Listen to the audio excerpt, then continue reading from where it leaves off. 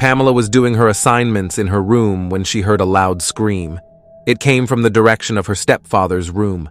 She ran quickly to her stepfather's room to know what was wrong. There, she saw him lying on the bed, crying. "Daddy, what's wrong?" she asked. He told her he had had a terrible dream. She reassured him, "It was just a dream. Mummy always tells me to pray against every bad dream." She held his hand and said a little prayer. As she was about to leave the room, he called out, "Pamela, would you please stay with Daddy?" She looked at him and said, "I'm still doing my assignment. We can do it together tomorrow. Besides, it's the weekend." Her stepfather said. She agreed and lay down beside her stepfather. By 2 a.m., her stepfather whispering to her ears, "I love you so much," and he started kissing her ears. Pamela looked at him with pity eyes as he told her he wanted to teach her how to protect herself against men. However, he began touching her private parts. Pamela, remembering her mother's words that no man should touch her private parts, removed his hand. But he refused, putting his hand back on her private part. She started crying, pleading, "Daddy, please stop touching me." As she cried and struggled to leave the room, she tried to run away, but he caught hold of her and locked the room. He removed his manhood from his boxer shorts. While she sat there crying, he immediately put his genitals inside her mouth and made her follow his instructions to engage in a sex act with him. In self-defense, Pamela bit his genitals. As he shouted in pain, lying on the floor and swearing profusely, she ran towards the door, trying to open it. However, her stepfather stood up, carried her again, and said angrily, "You stubborn girl!" He then forced himself on her countless times until she couldn't breathe anymore. With fear in his eyes, he decided to bury little Pamela at the back of the house in the garden, ensuring no one was watching him. Amaka, a beautiful and resilient entrepreneur, moved to Port Harcourt with her young daughter, Adaze. After her ex-husband betrayed her, stripping her of all her wealth, she was left with no choice but to sell off the only inheritance she had. Seeking a fresh start, she rented a cozy 2-bedroom apartment in a small estate with just 4 tenants, each minding their own business. The house was peaceful and beautiful, a perfect place to start over. Amaka found a job nearby, and Adaze was enrolled in a school close to their new home. As they settled into their new lives, Amaka hoped that this move would be the beginning of something better. One afternoon, Adaze returned from school, locked the door behind her, and went to her room to change out of her uniform. As she descended the stairs, she noticed a young girl, around her age, dressed in a white gown, silently walking into the kitchen. Shocked, she whispered, "Who is there?" Creeping quietly toward the kitchen, she peered inside, but the girl had vanished. "Is it my imagination?" she wondered, feeling uneasy. She tried to shake off the strange feeling, dished herself some food, and sat in the living room watching cartoons to calm her nerves. Just as Adaze was engrossed in her favorite cartoon, she heard a soft voice beside her. "Where is my mummy?" Startled, she turned to her right and saw the girl in the white gown again, standing right next to her. Adaze gasped, accidentally spilling her food in shock. "Who are you? What are you doing here? How did you get into this house?" she stammered, fear evident in her voice. The girl replied, "I am Pamela. I am looking for my mother." Confused and terrified, Adaze tried to explain, "Your mother doesn't live here. I think you have the wrong address." But when she turned to reach for the house phone, Pamela had vanished. Shaken by her encounter with Pamela, Adaze bolted out of the house and waited outside, anxiously counting the minutes until her mother returned. When Amaka finally arrived around 8 p.m., Adaze ran to her, embracing her tightly. Amaka looked at her daughter with concern. "What are you doing outside, Adaze?" Adaze began to explain everything, from seeing the strange girl to hearing her voice, but her mother brushed it off. "It's probably just stress from your new school or adjusting to the new environment," Amaka reassured her. Despite her mother's dismissal, Adaze knew something was truly amiss. The next day, Adaze saw Pamela again. Whenever she was home alone, Pamela would appear, asking, "Please help me. Tell my mother what happened to me." Adaze, still scared, whispered, "I can't help you. I'm just a child.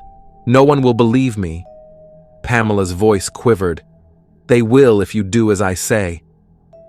Adaze's behavior grew increasingly strange, alarming Amaka. She would find her daughter talking to herself, banging on doors and screaming, "Let me go." Terrified and confused, Amaka realized that something serious was troubling her daughter. Concerned about Adaze's erratic behavior, Amaka confided in her friend and colleague Neka at work. She explained how her daughter had been acting strangely and talking to someone who wasn't there. Neka suggested, "Maybe Adaze just needs some extra attention, spend time with her, and she might open up to you about whatever is bothering her." Taking her friend's advice to heart, Amaka planned to talk to her daughter that evening, hoping to understand what was really going on. After dinner, Amaka called Adaze over. "Dear, I want to talk to you. You've been acting strangely lately. Is something bothering you? You can tell me anything." Just as she was about to respond, Adaze saw Pamela standing nearby, silently pleading with her to reveal the truth. Reluctantly, Adaze began to share everything with her mother. She described how Pamela, a young girl, kept appearing, telling her she had been killed by her stepfather and was buried in the backyard. Amaka's heart pounded as she took in every word, realizing the gravity of what her daughter was saying. Amaka was deeply unsettled by her daughter's revelation and couldn't shake the feeling that there might be some truth to it. Seeking answers, she decided to speak with Musa, the estate's nosy but reliable gateman. The next day, she approached him at his post. "Musa, abeg, I want see you. You sabi the person we stay for my apartment before I park in?" Musa, known for his penchant for sidetracking conversations with irrelevant questions, cocked his head curiously. "Wetin happen, madam?"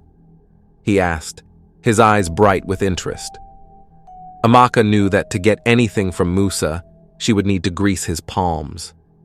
With a sigh, she reached into her pocket, pulled out a 1,000 naira note, and placed it in his hand. Satisfied, Musa tucked the money away and started speaking. "Ah, madam, now one woman stay here before you. She come out when she marry, go live with her husband," he began, then leaned closer. "But you hear of that small girl, Pamela?" Amaka noticed the change in his tone and the somber look that crossed his face. "Pamela? Who she be?" she probed, sensing a deeper story. "Ah, yes, oh, that poor little girl. Dem kidnap am when she dey come back from school. Her mama nearly die.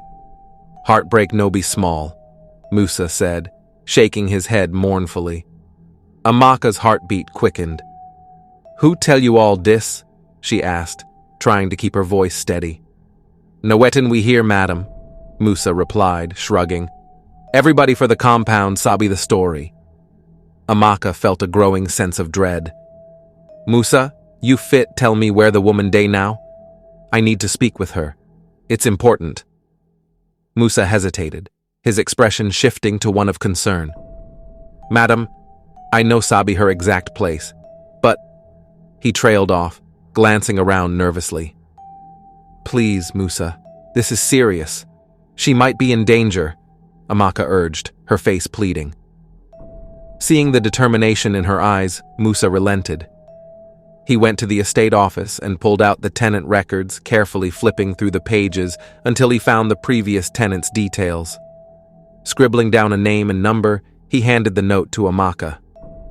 "Abeg, madam, no put me for trouble. I no one lose my job, oh." Amaka offered a reassuring smile as she took the paper. "No wahala, Musa. I no go involve you." She saved the number on her phone, feeling a new wave of urgency wash over her. Without wasting another moment, she left, determined to get to the bottom of the mystery. That evening, she and Adaeze attempted to contact the woman, but her phone didn't connect. Frustrated but determined, Amaka tried several more times, hoping to make contact and uncover the truth. After several days of unsuccessful attempts, Pamela's mother finally answered the phone. Uncertain about who was calling, she was initially reluctant to meet, but Amaka was persistent, eventually sending a message saying, "If you want to know what happened to your daughter, meet me at the local cafe uphill at 4 p.m. After a long pause, Pamela's mother agreed to the meeting, her curiosity and hope perhaps overpowering her initial caution. Sarah sat nervously in the corner of the cafe, her fingers tapping lightly on the edge of her cup.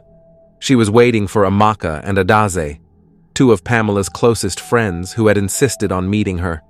The loss of her husband had been a crushing blow, but the past year had brought even greater grief. Mike, her late husband's best friend, had stepped in as a strong support for her and her daughter Pamela. He had acted as a father figure, a man she thought she could trust, until she heard the rumors. When Amaka and Adaze finally entered, Sarah felt a sense of relief. She introduced herself with a weak smile, her heart pounding as she waited to hear what they knew. Without wasting time, Amaka began narrating the horrifying details of what Pamela had gone through. Pamela's voice echoed through Amaka's words as she recounted the night her stepfather, Mike, forced himself on her and later buried her body in the garden. They explained how Mike had concocted a story of her being kidnapped to cover up his crime. The words were too heavy for Sarah to bear. She had heard Pamela's favorite word, a phrase only they shared, which confirmed the unthinkable truth. Tears rolled down her cheeks as she listened, feeling guilt and anger at the betrayal.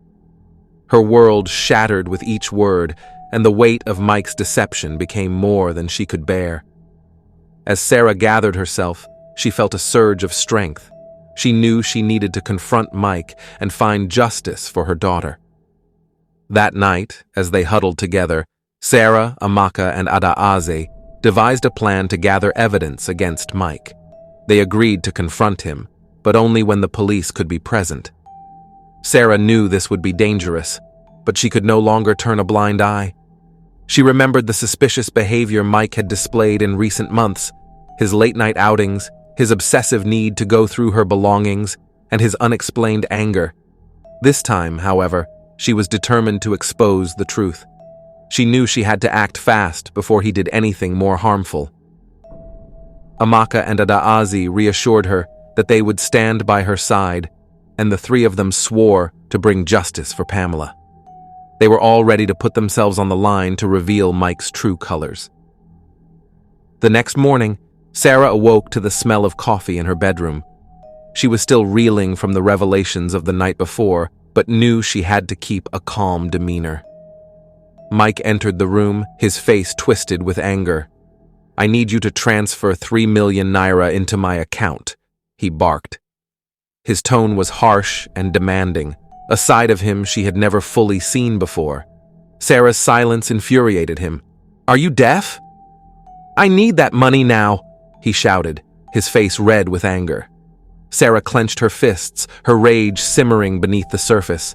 She met his gaze with a cold stare, saying calmly, "There is no money for you, Mike." Mike's face contorted with fury as he sneered, "What about the money your husband left you?"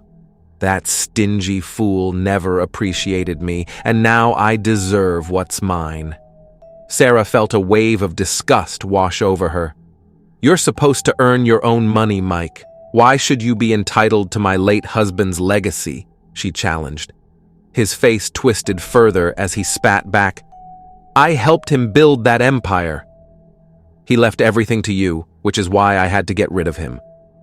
Sarah's heart stopped as she absorbed the weight of his words. Mike had killed her husband. The words slipped from Mike's mouth, unguarded and unrepentant. "Yes, I killed him," he admitted coldly, the truth hanging heavily between them.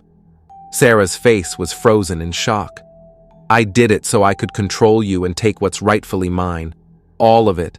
The companies, the assets, everything should have been mine. But I had to remove him to make that happen."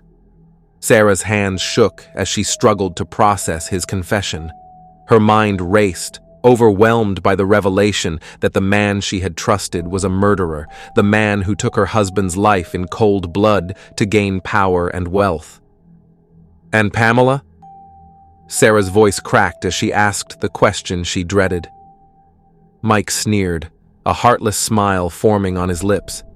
She was a mere inconvenience, an obstacle that had to be dealt with. A wave of anguish washed over Sarah as she looked into the eyes of the man who had destroyed her family. She couldn't comprehend the level of cruelty in his actions. But before she could react, his expression darkened, and he stepped toward her, his hands outstretched. In a desperate move, Sarah had hidden her phone earlier and set it to record a live stream on her social media account. Unbeknownst to Mike, his confession was being broadcast to everyone following her account. As he drew closer, reaching out to silence her, Sarah braced herself, knowing help was on the way. Mike's rant continued, unaware that his twisted words were exposing his sins to the world. He laughed cruelly, taunting her, and reached for her neck with a menacing glint in his eyes. But just as his fingers grazed her skin, the sound of sirens pierced the tension in the air. Mike froze, his face contorted in shock. The door burst open, and the police stormed in, guns drawn, ready to take him down. Sarah stumbled back, her relief and terror mingling as she watched the officers restrain Mike. He struggled, his face a mixture of disbelief and fury as the reality of his exposed crimes dawned on him. Sarah sank to the floor, overwhelmed, grateful that justice was finally within reach. The police led Mike out of the house, his once proud arrogance shattered by the weight of his own words. In the days that followed, Sarah faced the daunting task of picking up the pieces of her shattered life. Mike's confession had gone viral, bringing a wave of sympathy and support from friends, family, and strangers. Amaka and Adaazi stayed by her side, helping her rebuild her life and find solace in the memories of Pamela and her late husband. The justice she sought was bittersweet. Though she had exposed Mike and brought him to justice, it could never bring back her daughter or husband. With a renewed sense of purpose, Sarah focused on honoring Pamela's memory. She became a voice for victims of abuse, speaking out against those who used their power to harm others. Her strength and resilience inspired those around her, reminding them that, even in the face of unimaginable loss, healing and hope were possible. The scars Mike left would always be a part of her, but Sarah found peace in knowing that justice had prevailed.